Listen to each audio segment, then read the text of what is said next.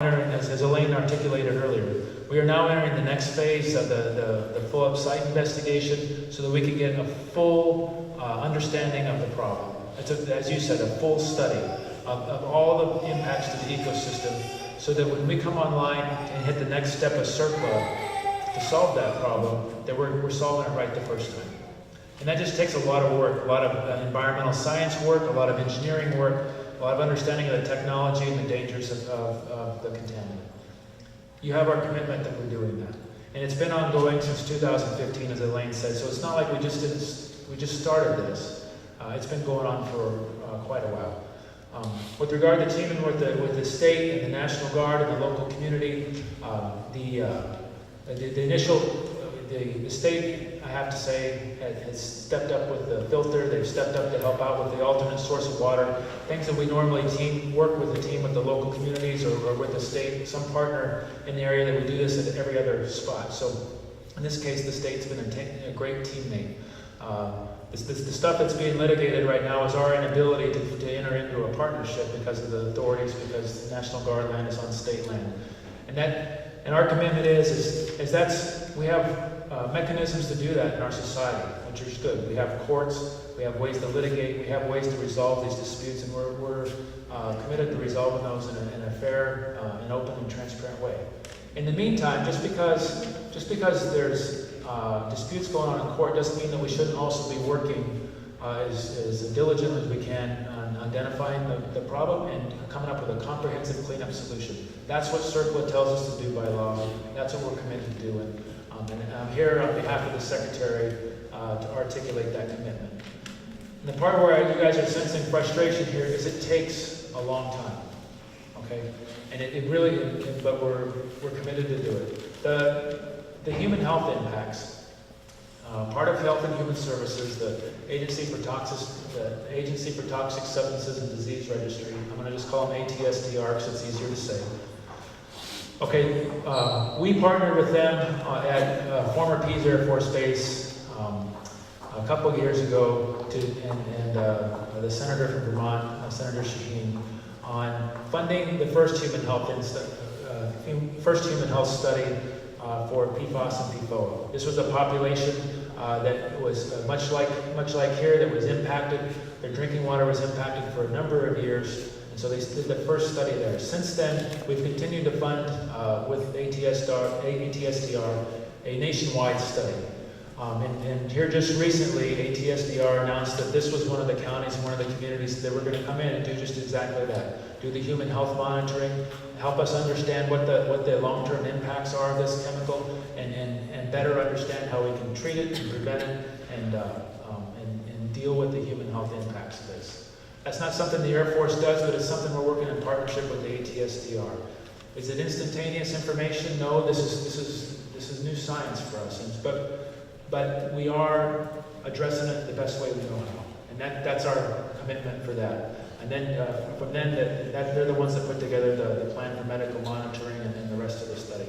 And I want to thank this community for stepping up and volunteering to be a part of that and being interested in that, because it turns into a larger nationwide study. We're funding the stuff that's going on outside the military bases. So anyway, I want to say thanks for your comments and for being so articulate about it, and for holding us accountable and helping be part of the solution going forward. Yes, sir. Yes, how you doing? As you know, Newburgh is a city of about 30,000 plus people. As you can see in the room, we're not all here. So it's a comprehensive plan being put in place where it will address what's going on, what has happened, what we need to do. Because right now we just Facebooked, and already I got 100 people calling me, asking questions about what's going on. So I would like some type of educational process, because too many people in our city don't even know what's going on. So we would like to know, what are you doing with our local government to assist this plan or whatever, to put something in place so people can know what's going on. Because like I said, tomorrow, I know at least 100 people are going to ask me what's going on. I don't know what to tell them. But if there is some type of website or something that y'all can put together where people can know where they get help, if they need help, what is going on. Thank you.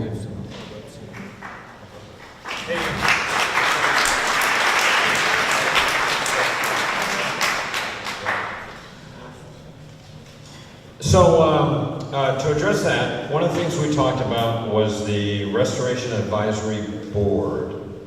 And that's a board that's community-based, community involvement, that everybody's part of, or you can be a part of if you want to, as much or as little as you want to. We get local officials in there, we get community involvement, we get the base involvement. The hard part with those boards is to get them kick-started and say, okay, you from the community, you and the base are part of the chair of that board. So to do that, we've got the Air Force civil engineers to help us facilitate that through Elaine. And Elaine, as my representative from the Air National Guard, helps get that process moving.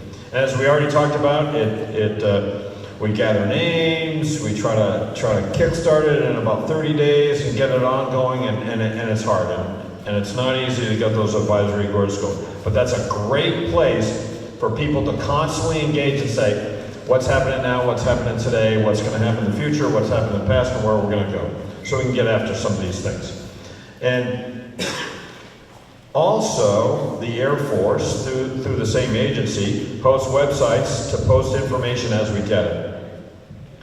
One of the things I'll talk about is it's really difficult to get us all together. And you say it's only 2 weeks ago you found out about this meeting. I tell you, I had less notice than that to be here and be a part of it. I made a commitment as an agency head where I run the Air National Guard that this is important to me.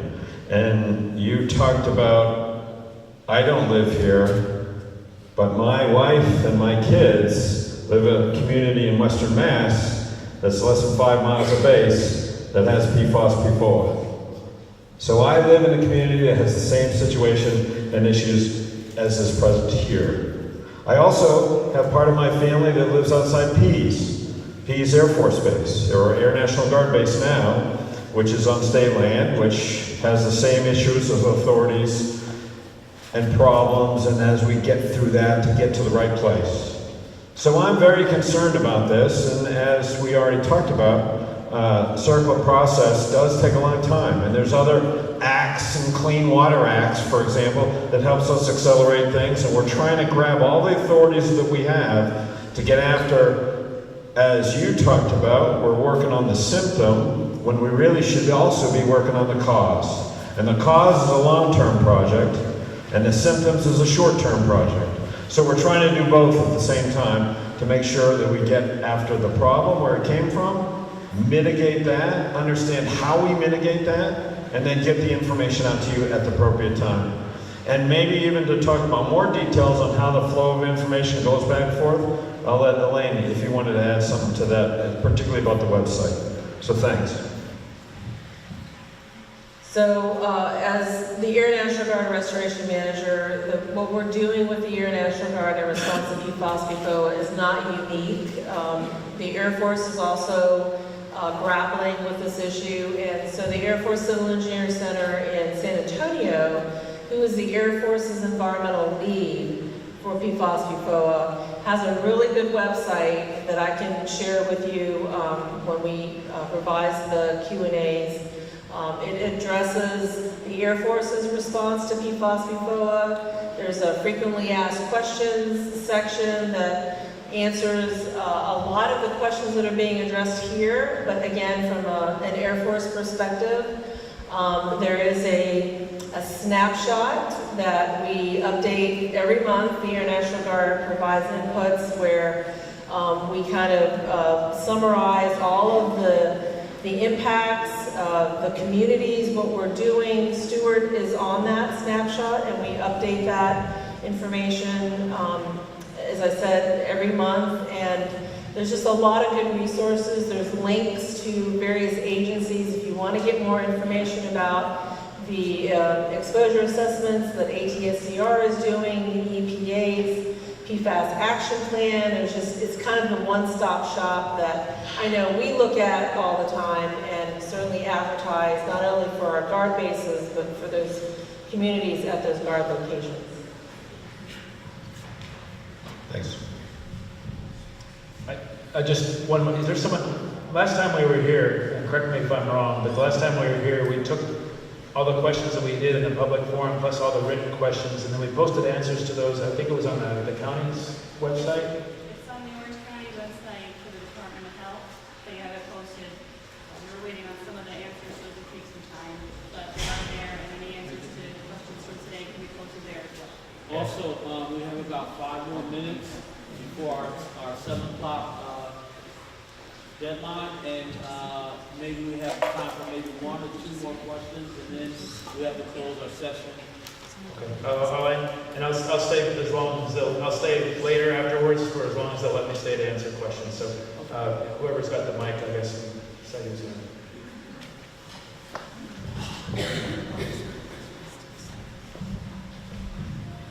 I just think it's completely unacceptable for it to take as long as it's taking to convene the board.